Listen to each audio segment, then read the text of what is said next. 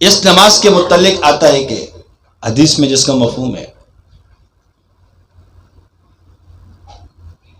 حضور اقدس صلی اللہ علیہ وسلم ارشاد فرماتے ہیں مفہوم اس طرح سے حدیث کا کہ قیامت کے روز سب سے پہلے نماز کے بارے میں پوچھو گی۔ کس کے بارے میں؟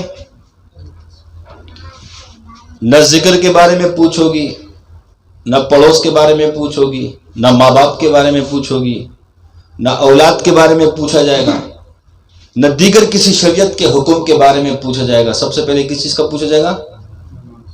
نماز۔ اور آگے حدیث میں آتا ہے کہ جس کی نماز پوری نکل آئی اس کے باقی اعمال بھی پورے نکل آئیں گے، جس کی نماز میں کمی رہ گئی اس کے باقی اعمال میں بھی کمی رہے گی۔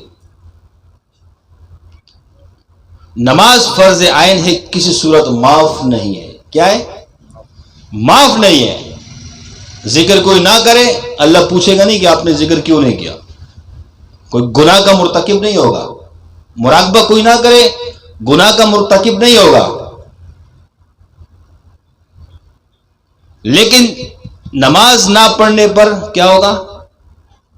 پوچھ ہوگی۔ اور جیسے حدیث میں آتا ہے کہ ایک شخص نے ایک وقت کی نماز قضا کی، اس وقت سے لے کر دوسرے وقت تک اس کو قبر میں عذاب ہوگا۔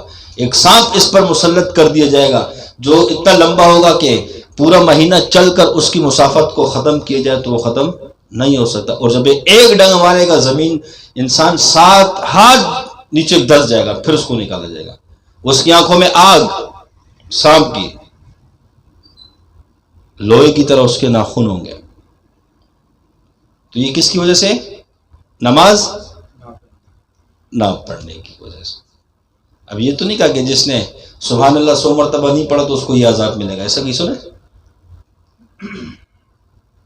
نماز فرض عین ہے۔